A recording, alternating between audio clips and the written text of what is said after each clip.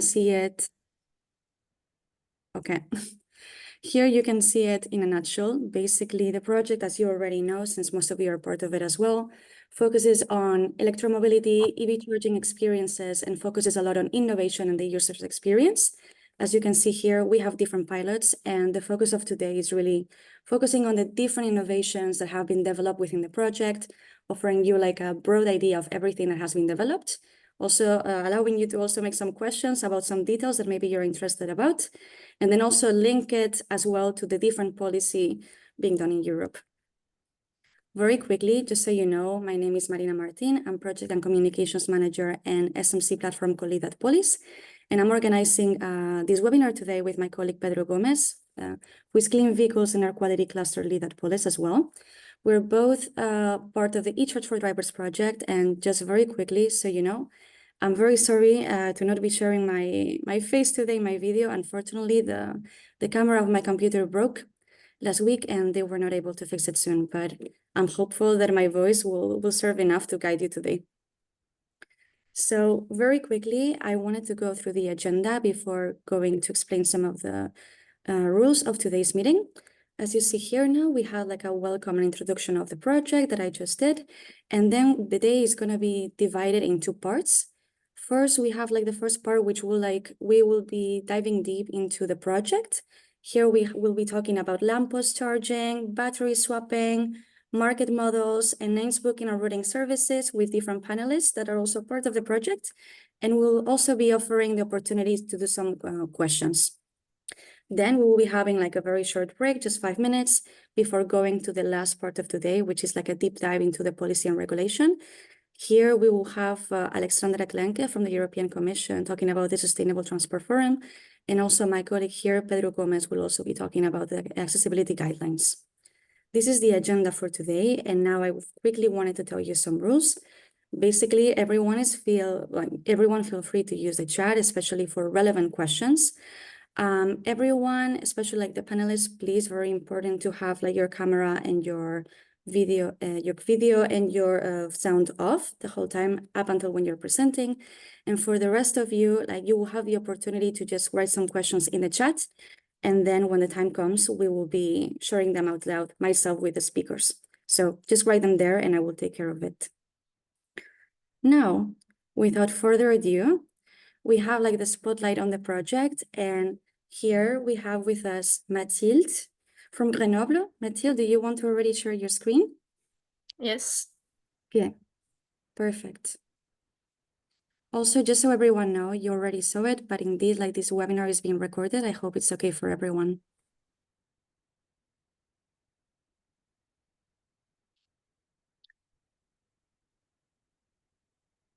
Oops. Can you share your screen, Mathilde? Does it work? Yeah. Can you see my screen? Yes, perfect. Okay. So good morning to everybody. I'm Mathilde Dieudonat from Grenoble-Alpes Métropole, which is a local urban authority located in France, in the Alps. So which is composed of 49 municipalities and 450,000 inhabitants. You can see a picture right here. So we have experimented the installation of charging points on lampposts in 2 cities of Grenoble-Alpes Métropole, which are Claye and Vars, Allières-et-Risset, which are located in the southern part of Grenoble-Alpes Métropole. You can see on the map here that you have Grenoble in the northern part and these 2 cities more at the southern part. So the objective of this experimentation was first to take the advantage of electrical device which is not in use during the day to permit electric vehicle charging. The second objective was to optimize the occupation of the public space, also to examine the feasibility of the charging points on lampposts, the technical feasibility, and lastly, to analyze the user acceptance. So we had the following organizations. We selected 2 cities, Claye and Vars, which provided with the lampposts. A company was selected through a tender by Grenoble-Alpes Métropole and which provided with the chargers, which were integrated in the supervision of our CPO, which is in charge of the charging points network of Grenoble-Alpes Métropole. So the whole process was composed of these steps. So first, we launched a public tender in order to realize feasibility studies. After this, we selected the cities through a number of meetings. So we selected the cities among the potentially interested cities which could implement the experimentation. After the selection of the 2 cities, we implemented the feasibility studies. So we realized on-site visits, technical questions could be answered, so we could find solutions to technical questions.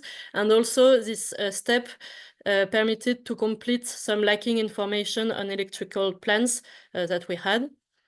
After this step, a second public tender was launched in order to select the provider and the installer of the charging points, which were installed at the beginning of this year. So during the whole process, we encountered some technical difficulties for the installation of these charging points. First of all, the wiring of the local network had to allow the installation of one or more charging points of 3 kilowatts. The available power of the public lighting sections also had to be sufficient because of the switch to LED lights. The contracts now often are quite low, so we had to ensure that there were enough power for the charging points. And also the concomitance of the parking spaces with the lamppost masts had to be, we had to ensure that there were enough space between the parking space and the lamppost mast in order to allow pedestrians, etc. And the major difficulty we encountered was that public lighting is only switched on at night, so there is no daytime supply. So we studied 2 main solutions to this. So the first one, the first solution we studied was to reuse the existing electricity network. So it means that we connected to the existing cable used for public lighting. This solution has several benefits. It requires minimum investment and it's very easy to implement, but it has a main disadvantage, which is that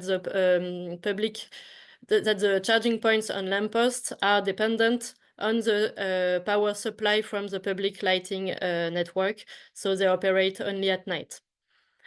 Because of this, we studied a second technical solution, which was to create a new electricity network, which would be parallel to the existing public lighting network. So it means that we have a dedicated electric network to charging EVs on lampposts, which uses existing ducts. So the main benefit is that we are independent from the public lighting network supply, and so the charging points can operate night and day. But it has also some disadvantages. It requires larger investment. And there are some complexities and risks to implement this solution, and technically it's not always possible.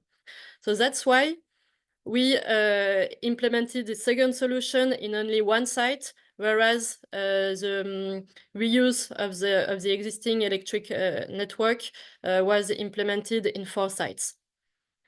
So here you can see an example of the site that we equipped in charging points on lampposts. So it is an example in Varcellières-Hérissey, where we installed 2 charging points. You can see on the pictures how it is fixed to the mast of the lamppost. And so finally, we could install 6 charging points on lampposts, so which have been operating since March 2024. These are charging points which are of 3.7 kVA, so they are low power charging, slow charging, which are done mainly for residential use, as it is slow charging. Out of these 6 charging points, 5 are functioning only when public lighting is on, so only at night, as I said just before. And when we analyzed the usage of these charging points, we could see that the charging point available night and day is well used, as there are more than 15 stations by month, whereas the charging points which are operating only at night are scarcely used. So above the technical feasibility of the implementation of these charging points, we can see that the charging points operating night and day are the main application, the main case where they are well used by the users.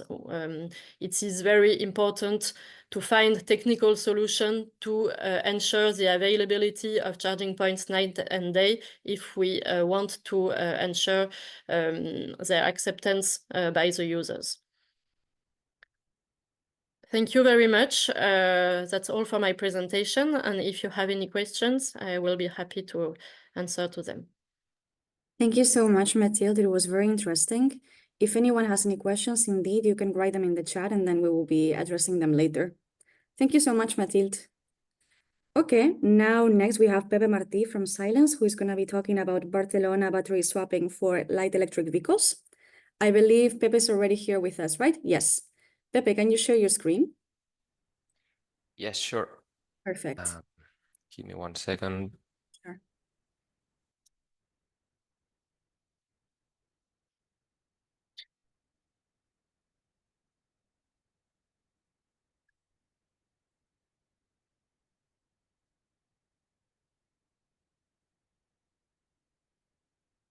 Well, I'll share everything because I have some sounds and I want to make sure that everything works.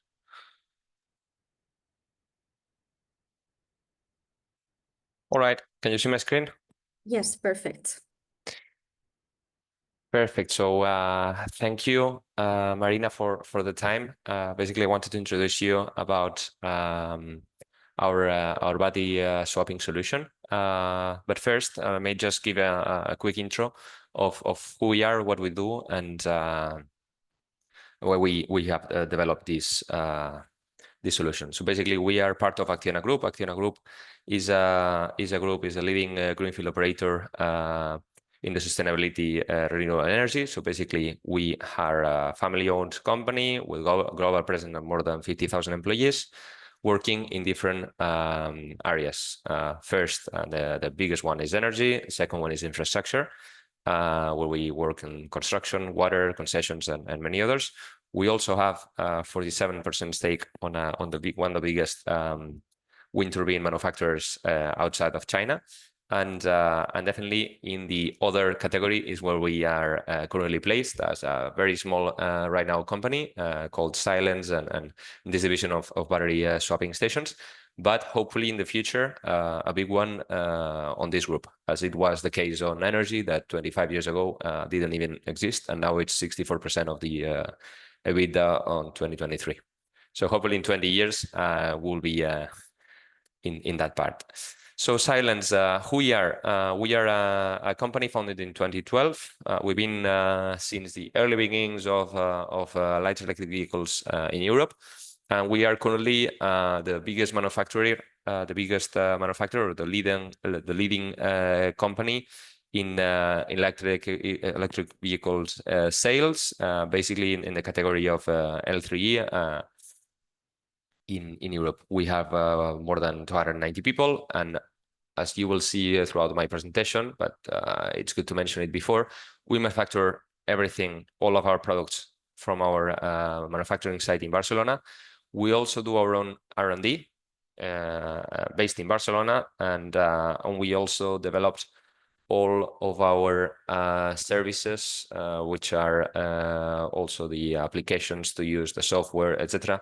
Everything from Barcelona. We also manufacture our own battery swapping stations from Barcelona. So mainly the core business and all this value chain is very much European made in a context where that isn't the case generally. So basically, those are the four main business lines where we are structured. First one is manufactured. The second one is battery as a service. Third is mobility as a service and home. Well, so basically, a manufacturer. We manufacture our own vehicles, both four-wheelers and two-wheelers, and they all use the same battery. Those batteries are exploited under our battery as a service subscription. So basically, you can buy a vehicle and rent the battery. So basically, you don't have to. You will see later the benefits of this case. And we are also developing a network of battery stations under this battery service business. Then we also have the mobility as a service, where we own more than 5,000 vehicles that are operated under a motor sharing business, and basically you can rent them by minutes, and hopefully in a couple of months also by days, by months, etc. So enabling mobility and unlocking different new types of mobility. In either case, also this mobility as a service, this fleet of 5,000 vehicles is using our own battery as a service and our battery swapping stations. So helping us also, all those businesses in the end are interlocked. And lately, the home business is not yet a business, but it's a prototype and a vision that we encountered, basically of using our batteries that are first used for mobility purposes under high pressure and high requirement necessities, high intensity, etc. For second life uses like home storage usage, both in the demand side or in the supply side. So we're working on different solutions within the group for using those batteries as a second life usage in the supply side, which means in the wind turbine generators, etc., as batteries for storage, and also in the demand side at our houses, just to store the energy, so that supply and demand can be better corrected. So battery as a service. This is a quick summary of what we are doing. So basically enabling users which have vehicles like this car to be parked in the street, to not need any kind of charger at home or in the street, and then basically using our battery swapping stations to swap the battery and the subscription fee. This is an ad that we launched early this year. Basically, we are aiming to unlock this category of light electric vehicles for the mass market. And how we have done it? We have done it through the battery service, which mainly gives us three benefits. The first one is that since you are not buying the battery, the price of the vehicle is reduced by more than 30%, then therefore competing face-to-face with combustion engine peers. Secondly, the second one is the fact that since you're not buying the battery, the obsolescence associated with that battery is not owned by the user, but owned by Acciona Group, which is basically the manufacturer of those batteries. So in the end, we will be able to refit them in the future and lengthen that life. But for the user, it's a black box that gives 5.6 kilowatt-hour energy. one of the biggest in the category. And then third, and not least, is the fact that we offer the quickest charging solution in the market, which is just exchange the battery in less than 30 seconds. This is an advertisement that quickly summarize it. It's in Spanish.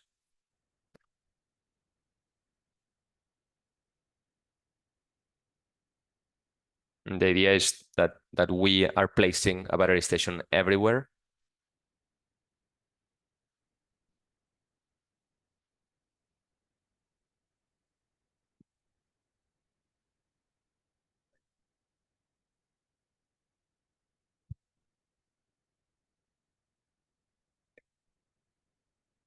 So this is a summary of the three advantages that I already mentioned: the savings, the fact that we are reducing the price, so we are competing face to face. We have now a promo in Spain that we are selling our motorbikes at 3,200 euros.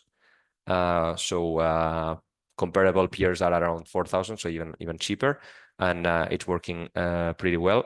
Second one is peace of mind. That's obsolescence that I mentioned, and third is the immediacy of swapping a battery in less than 30 seconds. And still having the flexibility to charge at home. So in the end, the idea is that the user will charge at home or use the battery station depending on the usage, depending on the conditions, or depending. We have lots of users that can charge maybe at work or at home right now, but they want the flexibility of if they change a job or they change their house, they change to a new home, that they can still use the service and don't depend on whether they have an elevator or not an elevator or a garage, etc., etc. So we are very customer focused. This is the kind of portfolio and the different subscriptions we've got. As you can see, those are the current prices in Spain, but therefore we are also launching some promo materials. But basically, this is it. And this is the app that we developed also internally, and that basically help us to do all the process of battery swapping. Basically, you select through the map the station, and once the station is selected, you can just book the battery, extract the battery, as you will see now. And without even taking your gloves or your helmet, you can just swap the battery, introduce it in the empty slot in the station, and then extract the other battery and put it back in the vehicle. So indeed, less than 30 seconds can be achieved quite easily.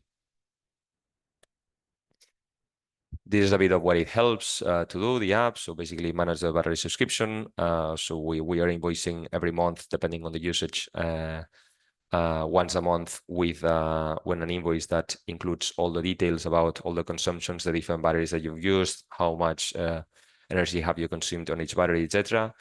You can review also your last swaps, the invoices, etc. Find stations, select a favorite, and then book the battery for the next 20 minutes. So the idea is that we'll have enough network of stations that you will be able to find the station in less than 15 minutes. So you'll still have 5 minutes to the swap without hurry. And this is another similar advertisement as the one we mentioned before, because we are having different advertisement, and this one is basically focused on the swap.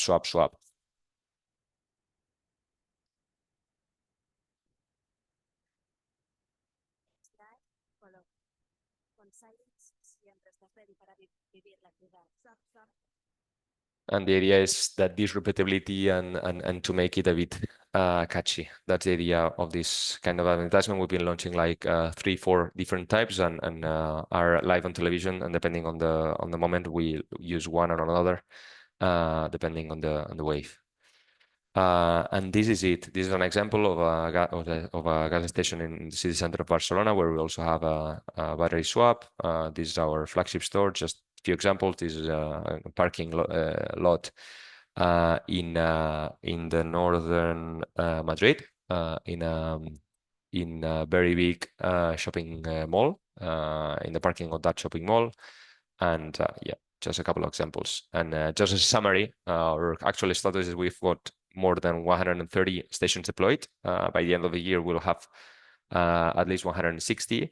And also by the end of the year, we'll be launching in both France and Italy, working into developing next year so that by the end of next year we'll have at least 40, 50 big battery stations in the main cities of those countries. We have already more than 120,000 swaps to date, so and at a current of more than 10,000 per month at the current moment, so pretty at scale. And more than 5,000 batteries in the system, available in more than 45 cities, etc., etc. And that's it. I don't know, Marina, if there have been a couple of questions I've seen in the chat. Thank you, Pepe. Thank you for your presentation. It was very detailed and compelling. So thank you so much for it. There was indeed some questions and remarks in the chat, but they related more to lamppost charging, and I feel like they were already replied. But I do have some questions for actually Mathilde and you. I'm just gonna share my screen for 1 second. Cool. Let me see. Okay.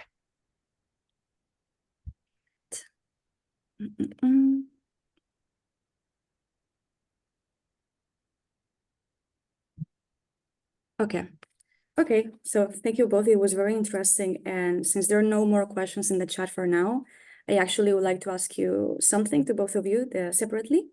So first, like Mathilde, I wanted to ask you, like, public space in general is scarce, and with the streets already filled with existing urban furniture, there is a need to balance the space for pedestrians, including vulnerable ones, but also road users and others.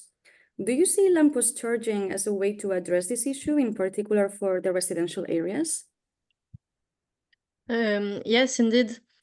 Charging points often take much place on the pavement.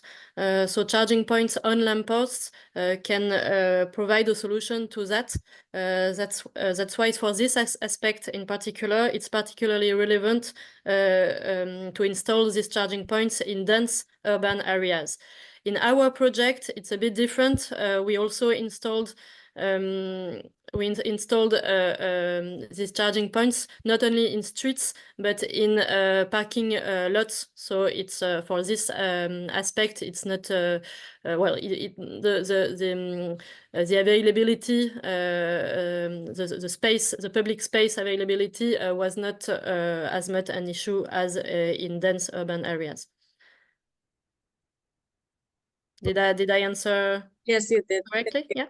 Okay. Thank you so much. And also going back to you, Pepe, I also wanted to ask you, like, battery swapping solutions can be a convenient and also space-efficient way to keep your light electric vehicle charges, with the added benefit also of like reducing purchase cost. But there are still challenges when it comes to their implementation. So how do you see the need for establishing common swappable battery standards and technical specifications?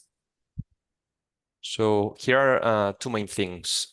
One is about making battery swapping stations a solution that it's included in all of the different regulations that are appearing in Europe. Now that we are facing and that we are launching in Italy and France, we see that the regulation on each country or even in each city is difficult, and sometimes we still need even to first explain our solution and then see in which gray area are we, because it's not black and white. There are lots of regulations regarding charging stations and regarding the warehouse of batteries or battery storage. But this is not a solution either for battery storage nor charging. It's a battery charging solution, so it combines both. So we are having difficulties on this. And secondly, that's the first one, and that would be great to have a regulation that includes both, so we don't have to explain ourselves and we don't have to interpret the current regulation, which is actually something that we have had to do in multiple times. And second, which is another one that we're working on, is on the battery standardization, which in the end we believe in it, and we believe it will come, like many things, like the battery, the chargers for the smartphones that have in the last few years been implemented. But it will, but first will come the business, and then will come the standardization. If there's no business, there's no way to standardize, and you cannot regulate something that hasn't or even doesn't exist yet. It's good to first, of course, any kind of regulation or standardization regarding security should be normative and should be made available and everyone complying on that. But in terms of other standards, is a way of first let's develop the business and then let's find kind of standards. About working first on standards and then on the business, that's not how things happen. And if we look on the experience, if we look on the first chargers of our Nokias 20 years ago, where there were no standards and every charger was different, probably it wasn't the moment to do so. Let's first wait until the technology and the businesses are developed, and then afterwards regulate. Okay, thank you. Wait, I think we have like several remarks in the chat. Let me just open. Well, yes. They are asking if we can provide the presentations. Of course, we will be sharing it with everyone after this webinar. I think there's no further questions. Okay. I feel like we can move forward also for the rest, even if we already, even if Pepe and Matilde already presented, like if it happens that you have any questions at the end that come up to you, you can still write them in the chat. And if there's no time, we will also tackle this via email more bilaterally. So thank you. Okay. So thank you so much, Pepe and Matilde. We're now moving to, wait, my presentation is not working. Yeah. We're now having like a very, wait a minute. Give me a second. We don't have, no. We are now going straight to Peter. Peter, are you there? Yes. Okay, okay, so now Peter Fusey from the University of Sussex is going to be talking about market models and the scaling up of electric vehicle charging infrastructure. So does it work for you to share your screen directly, Peter? It should work, right? Hopefully, yeah, let's see if that works. Wait, stop sharing. Perfect. I got that the right way around? No. Is that correct, or do I need to swap screen? You need, I think, well, it's the right screen, but you need to put it in presentation mode. Yeah, perfect. That's it. Way around, yeah. It always gets it wrong. No, it's okay. Thank you. Okay, thank you, everybody, and thank you for joining today. My name's Peter Fusey, and I'm from the University of Sussex in the UK. We're situated south of London on the coast, and that's our campus, as you can see behind me, and we're in the city of Brighton. Today, I'll be looking at EV charging models and essentially looking at how we use models to explore EV behaviors. Operating an EV requires quite a different change in behavior compared to combustion engine models, where we need to plan our trips, we need to have access to charging, and the charging activity effectively replaces refueling. So we need to look at how long the charging might take. We've investigated how EV drivers might respond to different policies and infrastructure, trying to extend what's been done on the rest of the project into the future to look at new scenarios and new policies to see how EVs might respond to policies in the future, and also future numbers of EVs and charge points. So as you know, the sales of electric vehicles are increasing steadily. However, they still only represent a very small percentage of the actual total fleet. And that's, once we get a significant percentage of the actual fleet, the pressure on the charge points may change quite dramatically. However, in parallel with the number of EVs, we've also seen a number of public charge points increasing fairly swiftly as well. So with one metric that's quite useful to look at is the number of EVs per charge point. And typically in Europe, it's around 10 EVs per charge point. Well, that's the target at least. And different countries have different policies and different incentives. So, for example, in Norway, you might find that there are over 30 EVs per charge point. But this may be explained a little by perhaps people having more access to charging at home. So what might we consider if we want to model or try and predict the future? We look at what types of journeys the EVs will be doing. Are they urban or rural residents? Do they charge at home or on the street? Or are they concerned with long distance charging or perhaps local trips? We also want to look at different configurations. So is there some legislation or incentives to free up charge points to try and avoid what's called icing, or people leaving their cars on charge points, or leaving combustion engine cars on charge points? We look at also what happens to the charge stations if there's a peak. So at the moment, if there's a national holiday, for example, there may be some queues are forming at charge points. But what happens in the future when there's significantly more EVs, and will queues start to form more often? So some charge point operators are starting to introduce virtual queues and perhaps booking systems. We look at that in this study. So what model do we use? Well, we're using what's called an agent-based model, where we build an EV agent who drives around the location or the demonstration area that we're looking at. And EV interacts with other EVs, charge station agents who manage the queues, and location agents that look after the actual overnight charging. We can then apply large numbers of EVs to a particular environment. So it might be a country, or it might be a city, and then let the EVs evolve over time. And when we look at how behaviors can start to emerge from that, these models. So they're quite simple models, but there's a lot of them. And we're using that to watch what happens to the behavior as time progresses. So just to zoom in a little on an EV model. So an EV driver might start in idle mode at the beginning of the day. Or they then might, so one second, I'll just put the pointer on. They will then start driving at a certain time. So each EV has different characteristics. It might have different start times, different sizes of batteries, different weights, and different consumptions of electricity. They drive to their journey. As they're driving along, there's at some point they transition into a low battery mode, and then they start looking for a charge station. When they find a charge station, they sit in the queue waiting for a charge point.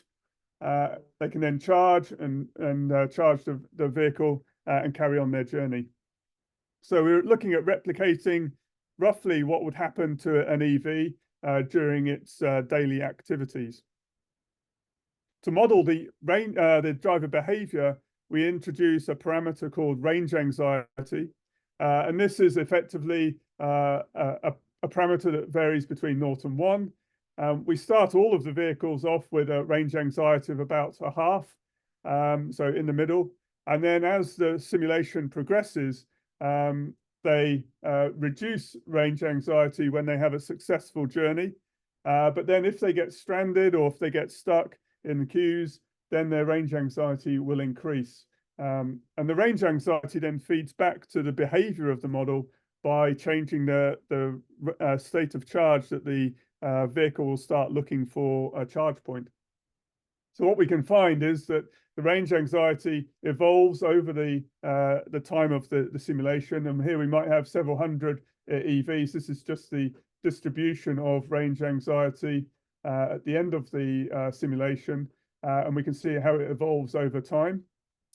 And essentially, it defines when the EV is going to start looking for a charge point, but also the price that they're willing to pay. So just to zoom in again a bit further, just to give you an idea of each vehicle will have its own time history. So here we have starting at idle, they go and travel and carry on. The next day they travel, but then the orange one here has a low battery. It then starts queuing and then charges ready for the following day, and so on. So we have a time history of each vehicle over the duration of the simulation. We calibrated the model using two of our demonstration areas in the project. Firstly, the whole of Turkey, or one charge point provider in Turkey. We used all of their data to then populate the model. Here you can see the charge point locations with the bubble size being proportional to the amount of energy delivered during that time. So there's obviously a lot of activity around Istanbul, but also down this corridor down south of Istanbul. And we attempted to calibrate that to match roughly the measured energy to the predicted energy in red from the agent-based model. The queues, so once we set up the model, we were then able to observe where queues started forming. And here you can see that although we had a lot of activity in Istanbul, there wasn't actually that much queuing because there was quite a lot of charge points there. And people were doing what we call local trips. So they were just driving within the city. When they start doing longer journeys, the charging en route becomes more critical. And as we increase the number of EVs, we then find that these points on the route, on the long route, were very sensitive and a good place to maybe increase the number of charge points in the future. We did a number of studies, as you could imagine. So we looked at the number of EVs. So increasing the number of EVs basically increases the range anxiety, not surprisingly. And also we had a parameter for customer satisfaction. So this parameter didn't actually feed back into the behavior, but gave an overall impression of the EV experience. And again, you can see it decreased with increasing numbers of EVs. We all looked at two distributions of battery sizes in this particular study. So we could set up the model with the EV's battery being either a small-ish battery, so around 45 kilowatt hours, or a largish battery around 80 kilowatt hours. And we can see that the smaller ones had higher range anxiety, perhaps not surprisingly, compared to the larger batteries in the simulation. We also used the model to look at perhaps some of the social aspects and the accessibility of EVs to people on different incomes. So at the moment, the availability of high home charging is more likely to be available for those with a higher income. And therefore, the more wealthy are more likely to adopt EVs because home charging, we found, reduces the range anxiety and therefore reduces one of the barriers to adopting EVs. So in summary, we have some intuitive conclusions: number of EVs, booking systems, sizes of batteries, and so on. We did an interesting study of queues and perhaps have some insight into how people might start to manage those and perhaps provide information to drivers. And we also looked briefly at some of the impact on the social demographics of EV adoption. Okay, I think that's my 10 minutes. Thank you. Thank you so much, Peter. It was very interesting. And we are actually running a bit late on time because we also started a bit later today. So without further ado, like now it's the time for Thanos Katsabrias from NRG, who is going to be talking about NA's booking and routing services for EV charging along the 10T corridors. Thanos, are you there? Yep. Can you share your screen? Good morning, all. I will share my screen now. Okay, perfect. Can you see it? Yes. Yes. Okay, great. Great. Thank you very much, first of all, for the invitation today. And now my slot for my presentation, it's at the right time because Peter's presentation gave us some insights regarding the range anxiety of the drivers, which is maybe the greatest thing that drivers have to combat when thinking about the purchase of an EV car. So without further ado, let me start. First of all,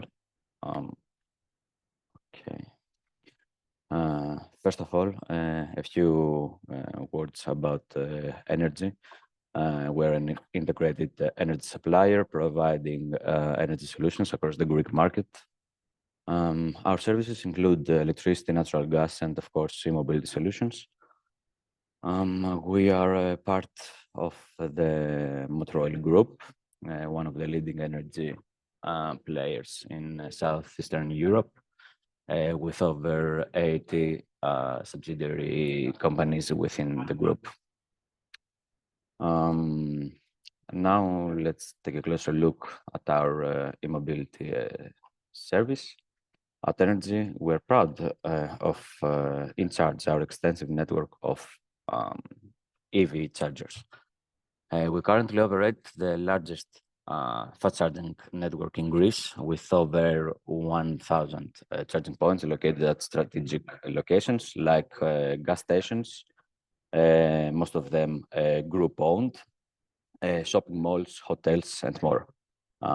Our advanced platform offers EV drivers a seamless user experience, featuring interactive maps with live charger statuses, integrated payments options via the mobile app, and many more options. Also, we offer home charging solutions from the purchase and installation of chargers.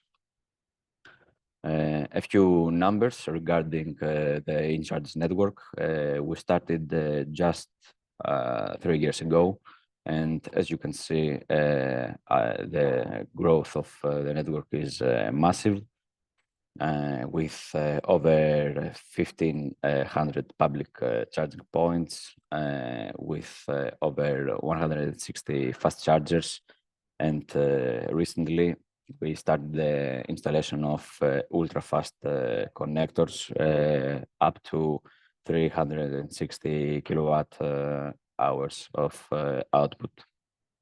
We also have a large user base with over 22,000 users subscribed in our platform. Let's now explore the new services that we provide to the market. Let's start with the business account service. This is a service tailored for employees whose companies provide them with free charging at their workplace.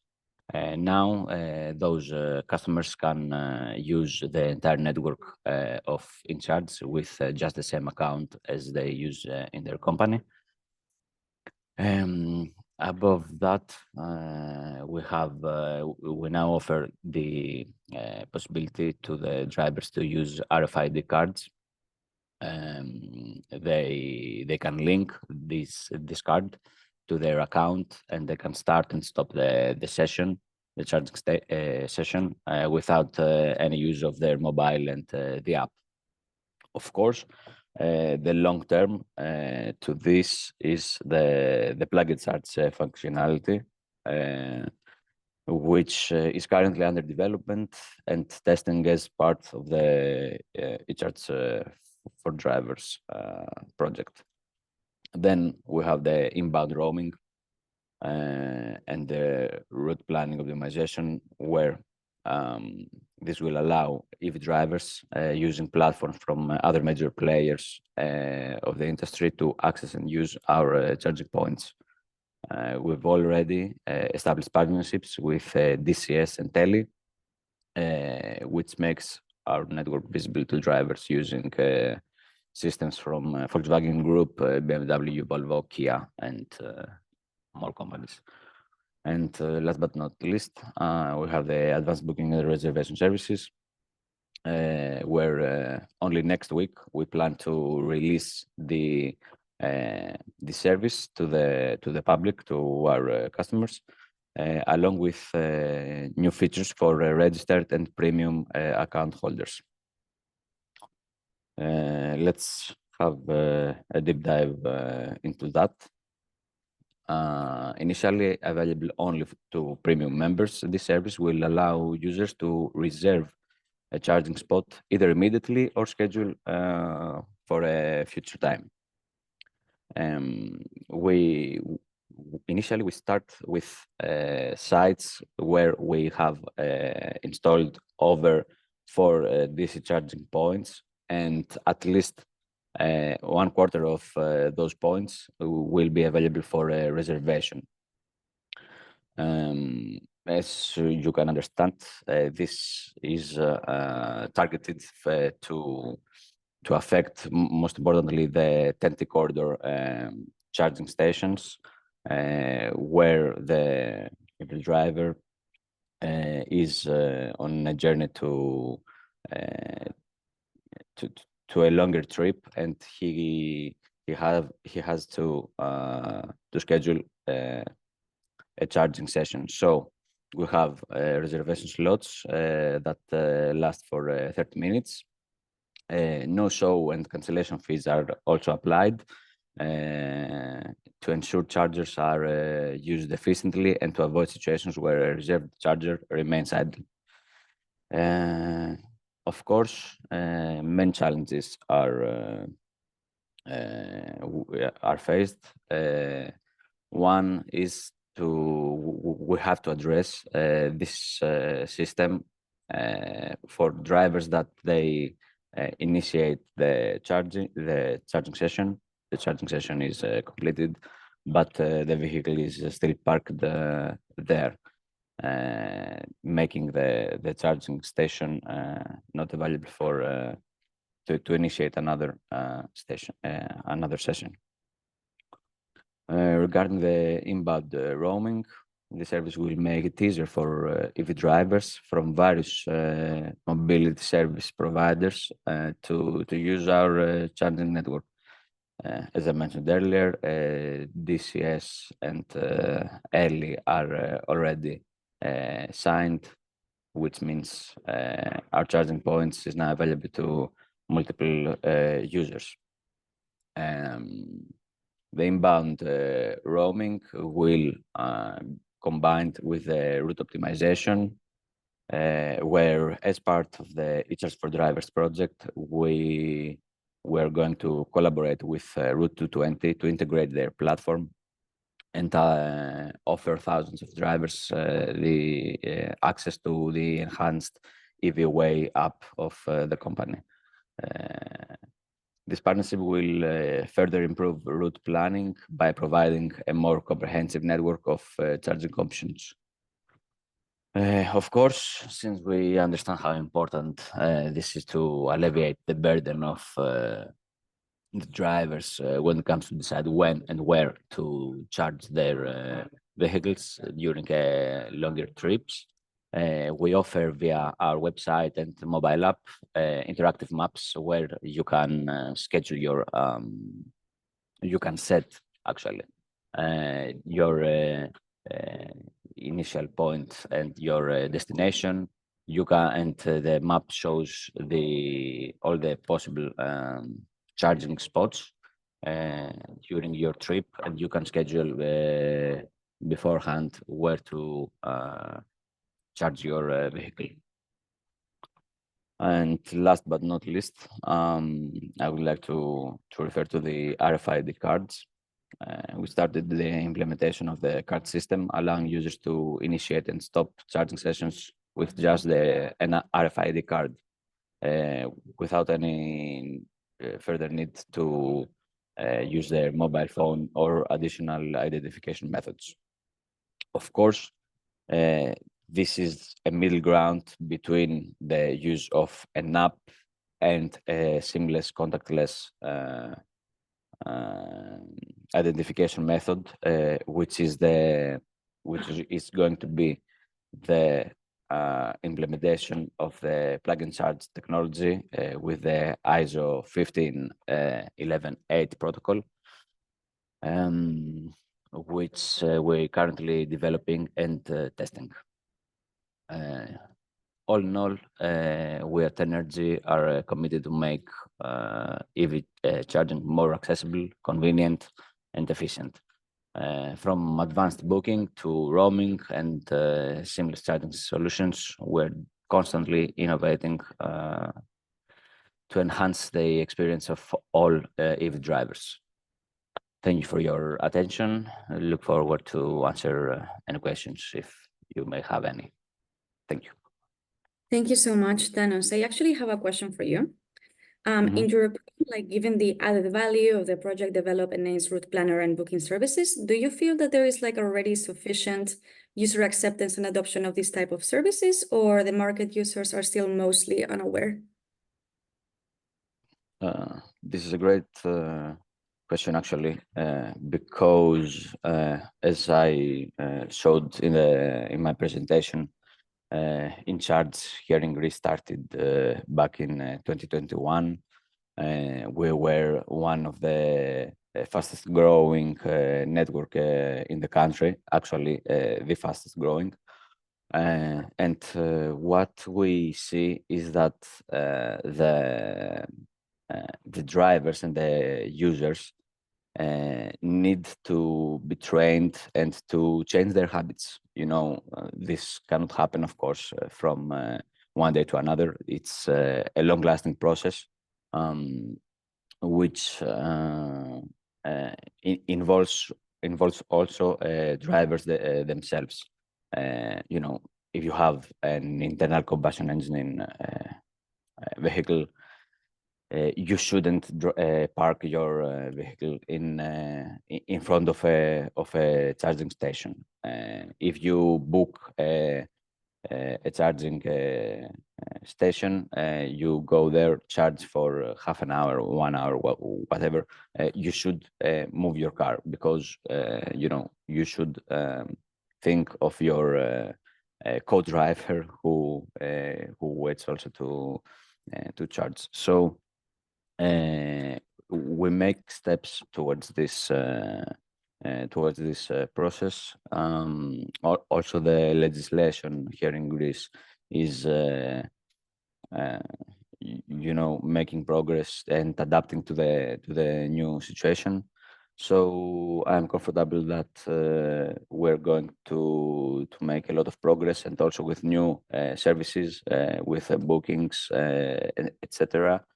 I believe the users are gonna be more and more happy about using their electric vehicle. Thank you so much, Thanos. And Peter, Thank you, I Marina. also have a question for you. I hope you're still there. Hi. So, Yeah. okay, great. Peter, like together with vehicle prices, range anxiety of battery electric vehicle drivers remains a key issue. Also, the charging infrastructure is rapidly expanding in Europe. So in your view, what would you say are the key drivers that will stimulate / nudge other user behavior towards increased user acceptance of electric vehicle using and electric vehicle charging options? So I think it's probably a question at this stage of confidence. So people getting confidence in using charge points. If you're talking about people entering the EV market, so converting from combustion to EV, there's quite a step change, as I mentioned, in terms of new behaviors. So part of that confidence is trying to understand or trying to reduce the uncertainty. So I would see better information being provided by charge stations, so that people can have confidence that there will be a charge point available for them if they're on a long journey. Where people don't have their own home charging, then they need to have confidence that there will be charge points available near their home. For example, street charging, like lamppost charging, is able to reach more people. So being able to have the confidence that you can charge your car when you need it overnight would be helpful. As we've just heard, booking systems would appear to be the logical way forward. but I think there's still quite a lot of challenges in terms of implementing those. And again, people getting confidence that when they booked something, that somebody won't be still hogging the charge point when they arrive for their booked session. Thank you, Peter. Okay, so I think this is like the end of the part 1 of today's webinar. I hope everyone got to enjoy the different presentations and found it interesting. Again, if you happen to have any questions about something that was already addressed and then it just happened to pop in your head later on, you can always ask them in the chat and maybe one of our panelists will reply to you directly there. Thank you, Pepe. I see that you're also leaving. For the rest, we still have part 2 of the day. And for now, we just have like a very short break of 5 minutes. So we should all be back at 11:10. So if you want to go to refresh yourself or you want to have a coffee, now is the time. Thank you and see you in 5 minutes.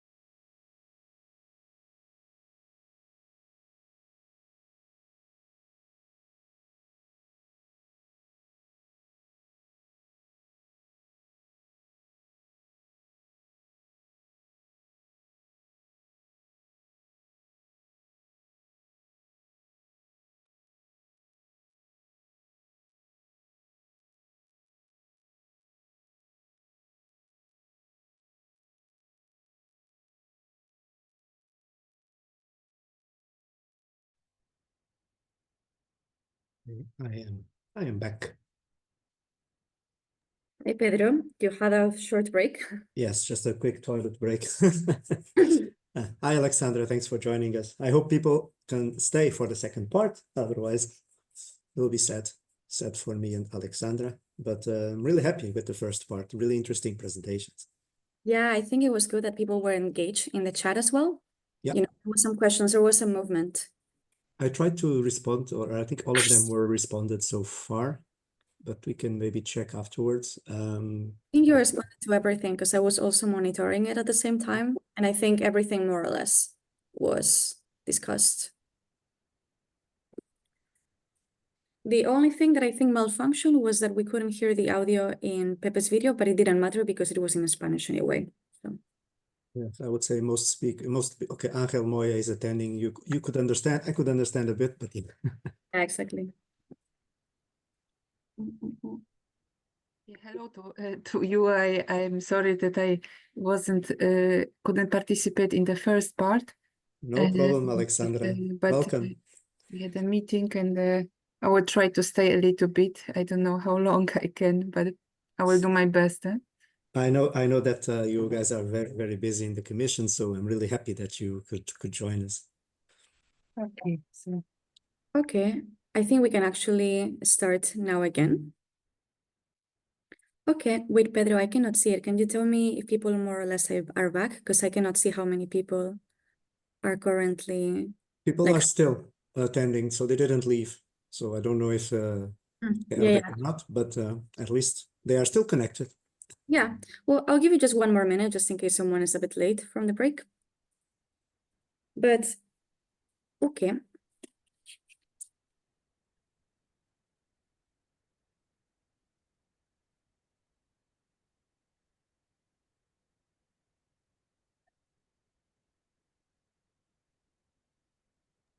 Okay. I think we can already start again. So wait a minute.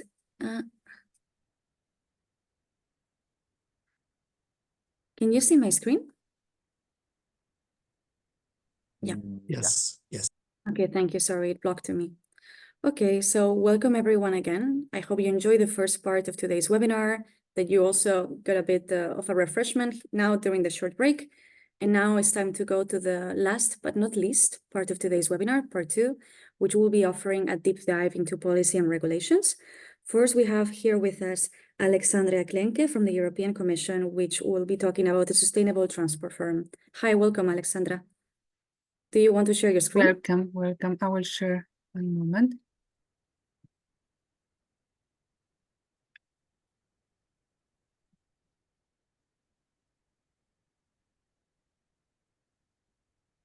Yeah, could you see my presentation? No, we see an email. Okay, one moment. Sorry. No Mm, worries, it happens. Sorry, I will.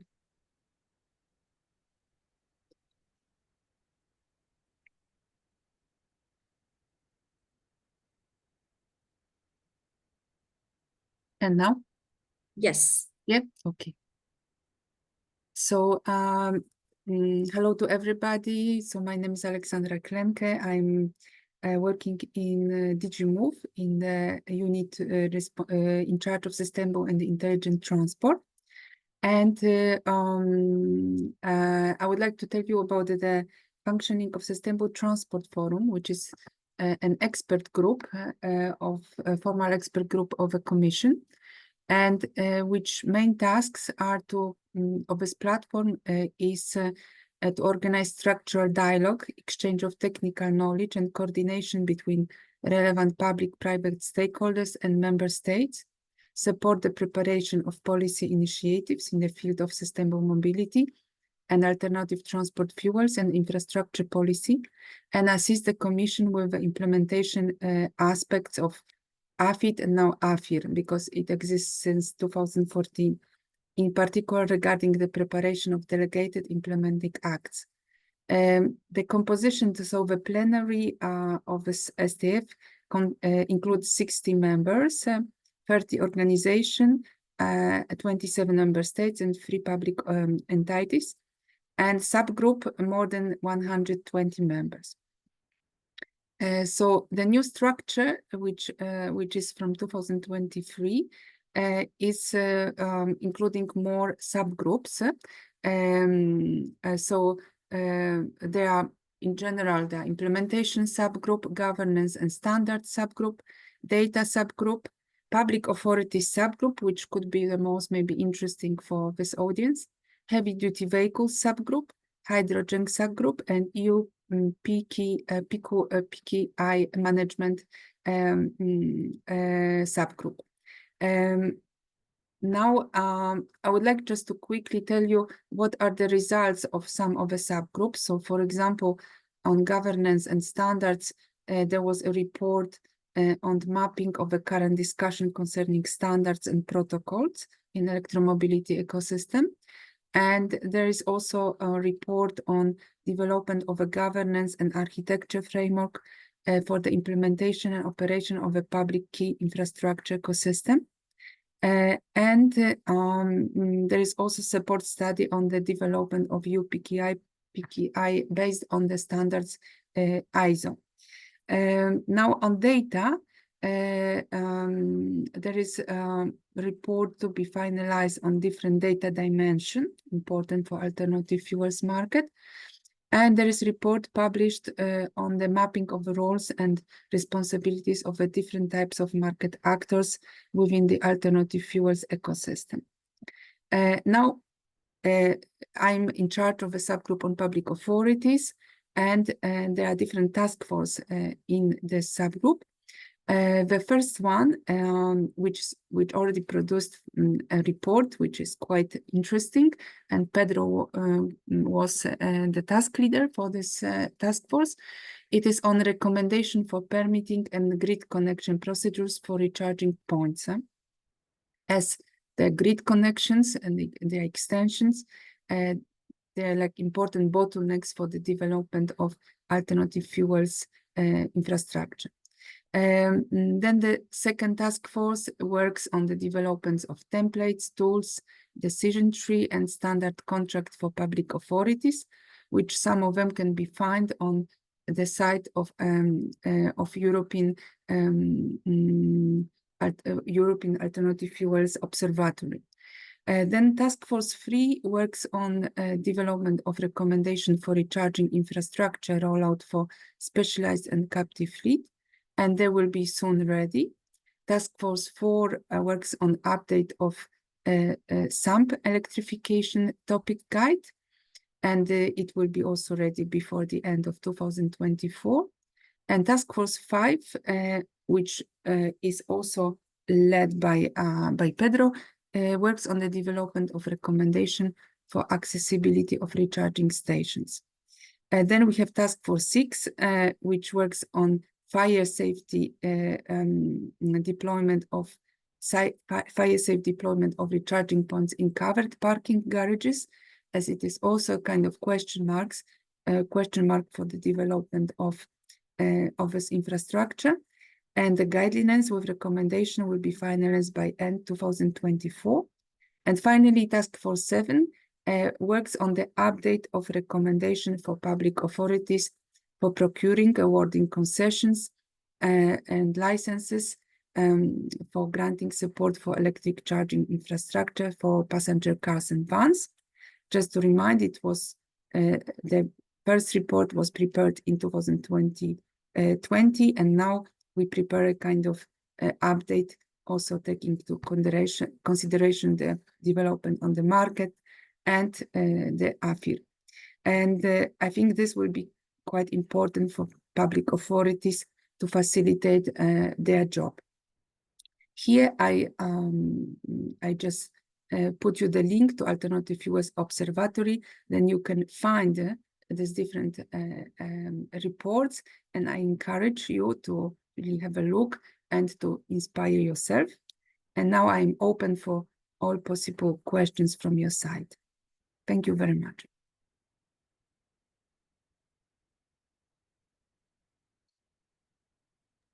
Thank you so much, Alexandra. It was very interesting. I don't see any questions at the moment, but otherwise we can also move forward to Pedro's presentation, and then we can tackle them after both of them. Does that work? Yes, yes, of course. Perfect. So I stay with you. Perfect. Thank you so much. Also for everyone, again, if you have any questions or something comes to your head, you can just write them here in the chat and then we can tackle them together. Okay. So moving forward, now Pedro Gomez from Police Network and also part of the eCharge4Drivers project is going to be introducing the accessibility guidelines. Pedro, are you ready? Yes, I am. Thank you. Thank you, Marina. And thank you, Alexandra, for the kind words. Indeed, the STF is doing an amazing work on helping public authorities navigate this change of paradigm and making sure that there's conditions in place for the users, the EV users, which is also what we are addressing here in eCharge4Drivers, can charge their vehicles, can use their electric vehicles in a seamless way. So I will share now my screen with my presentation, and I hope you can see. now in full screen? Perfect, it works. Okay. So this is, as Alexandra mentioned, one of the most recent task forces and of the Sustainable Transport Forum. And this is about accessibility in a way. So it's not about having a nearby charger. It's about having chargers that are inclusive and can be used by everyone, including persons with disabilities. Because why? First of all, it's something that came up in a series of discussions and questions from our members at Polis, so the cities and the regions. Can we ensure that this electromobility transition is a just transition, but also is a requirement on AFIR. So, and under the recital 38, there's clear information and clear reference to this. And then when we look into the data provisions and the common technical specifications under Articles 20 and 21, there is indeed the requirement to provide data on the number of parkings for persons with disabilities, but also the requirement of the Commission having possibility to have delegated acts to enable access for people with reduced mobility. So with this in place and with all of these questions and challenges, we started working on this since end of 2022, early 2023. And the idea and the scope of these guidelines basically is to work on 4 aspects. The first of all is the hardware, so the charging station itself, how it's designed and how can we use new technologies like Damian was mentioning, wireless tech charging that was tested in the sister projects of eCharge4Drivers, but also the surrounding area, which is as important as the charging station itself, because of course, if you are using a wheelchair, you will need a little bit more space to maneuver. But also if you are a blind person and you want to help someone charge their vehicle, of course, you have to use it to be able to use it without any unnecessary obstacles. And then another question is about the data for the user, so the information, but also standards. So what can the user see before, during, and after the charging session? So for example, just to know if the charging station is accessible, for example. And finally, one question that came from the Commission, how to make sure that we can have some kind of ratio distribution of location for charging infrastructure that is accessible. And this could be then used in the legislation. So this was the 4 aspects that we are targeting. And these are also important because before we started drafting the guidelines, we developed a survey, and 2 of the interesting responses, for example, were when it comes to the level of responsibility, clearly when it's up for the policy framework and the legislation, the respondents say, okay, it has to be top down. So it has to be an EU-wide legislation with some level of national authority, let's say leeway. But it's more important to have clear European standards for everyone, because this also makes life of CPOs, mobility service providers, DSOs much easier. Whereas, for example, for the physical implementation, private operators and public-private partnerships should have the highest level of responsibilities. As a network of cities, I was also surprised to see that local and regional authorities, we are kind of in the middle ground. But in the end, all of this charging infrastructure will have to, or the majority will be implemented in cities. So of course, they will always have a voice in this discussion. Another interesting result was the main problems and bottlenecks identified by the respondents, and there was 3 clear answers. So the lack of common standards on accessible EV charging, the absence of a clear regulatory framework, and then the lack of available public space. This is also interesting and connects with the previous discussion on battery swapping. So common standards are important if you want to advance the electromobility transition, and this is valid also for accessible and inclusive charging. We are not trying to reinvent the wheel here. We are so when we started doing this work, a lot of things were not yet published. So we saw that in the UK and the United States, there was some documents already in place by Motability, but also by the US Access Board. But during the years 2023 and 2024, so Sweden, Ireland, Germany, and Spain had produced documents with some guidelines. So we decided, okay, let's look into these. Let's try to find a way to make these guidelines as a way to not reinvent the wheel, but use what's already recommended. So if there's already recommendations in place for the width of the parking places or for the heights of the screen, let's use these intervals to make sure that every CPO, if they want to kind of have a reference, they can use our guidelines. And of course, they then can refer to the national or regional recommendations. Again, these are recommendations, so it's not law, but we're trying to make them as clear and useful as possible to be adopted everywhere. Same when it comes to the parking requirements in terms of the minimum number of parking places. So we've seen that recently in France, there was a published decree establishing minimum standards. So the minimum number of parking places with chargers for persons with disabilities. And this is an interesting approach because the percent starts with a minimum of 1, and then a percentage that lowers with the growing number of vehicle parking places. So this is an interesting approach that we are also considering in our guidelines.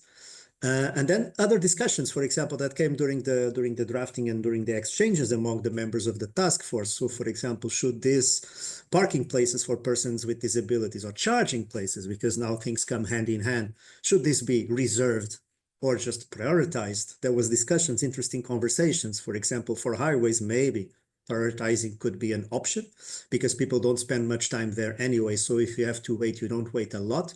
But for slow charging urban environments where there's not that many chargers for people with disabilities, indeed, reserved places should be the norm. So this is the kind of discussion that we had. And this is also why it's taking a bit longer than expected to provide these guidelines. At the moment, what we have is the 5 first chapters more or less closed. So the introduction and then the survey respondents, the state of the art, but also overview of legislations and standards across Europe and beyond. And then the good practices and lessons learned based on based on the survey, but also on other documentation and other guidelines. What's taking a bit longer is the recommendations, both for the public authorities at the different levels, but also to the private stakeholders. And this is where we are working now. So basically, we are consolidating the different contributions. So these entities are part of the task force and really helpful on providing content. So Charge Up Europe, Tesla, the European Disability Forum, the Vrij University of Brussels, the EV Roaming Foundation. So the idea is to finalize, as Alexandra said, these guidelines before the end of 2024, but also have during this last month of the year to have some bilateral exchanges with other organizations that we have been in dialogue, like Motability, the European Parking Association, or CRO, which is a research institute in the Netherlands, to have some specific inputs. And something that I don't mention because lack of time, of course, but you can see it in the future. So after the guidelines are published, there is already ongoing a dialogue with standardization bodies and within different DGs in the Commission to make sure that we can align or even work on future standardization for the charging infrastructure accessibility. So something that must be aligned with the European Accessibility Act and others. So to make sure that, again, we are not trying to reinvent the wheel here. So this is a very interesting work. I've been learning a lot. At the beginning, I wasn't even aware. So for example, as a charge point operator or even as a public authority, say our chargers are actually very visible to see with the blue, red, and white or green colors showing that you are either charging or free or with an issue.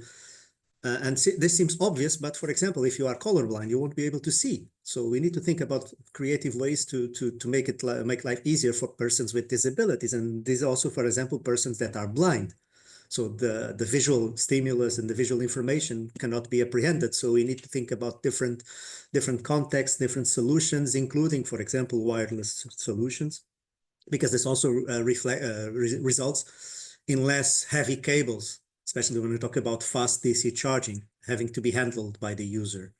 So all of this is so I'm trying to put the puzzle together, and hopefully by the end of the year, we're going to have some interesting report that we can share with you. And that's it for my part. So I'm going to stop sharing the screen. I hope I wasn't too quick. I just want to make sure that the time of the attendees is respected. Thank you, Pedro. It was very detailed. Indeed, you talk very fast, but I think it was everything very understandable. So thank you. I don't see any questions in the chat, but I actually, since it's a bit like the last part of the questions and answers of the day, I wanted to turn a bit the table to the panelists and ask you, like, do you have any questions for one another? I believe we still have Thanos, Pedro, and Alexandra with us. So is there anything you would like to ask to one another? Anything you're curious about? May I ask something? Sure, go ahead. To Alexandra, because how for you, for example, how do you see? So we see two things here, and also two different, let's say, internal organizations at the Commission. So we have the research and innovation on one side, and on the other side is the policy. So we are responsible now for implementing AFIR. We have the projects like eCharge4Drivers and the sister projects that are developing since 2020 or even sometimes earlier these solutions. How useful do you see these projects in supporting the current policy? I know that now everything is really fast because AFIR now is in place. We see that also with the STF. But for you, Alexandra, how do you see? Do you see if something useful, or do you think that should be more dialogue between research and innovation projects and the policy side of things? Just a quick question. I see that it is very useful, and we participate we cooperate with here in this policy unit with colleagues from the unit in charge of research and innovation, and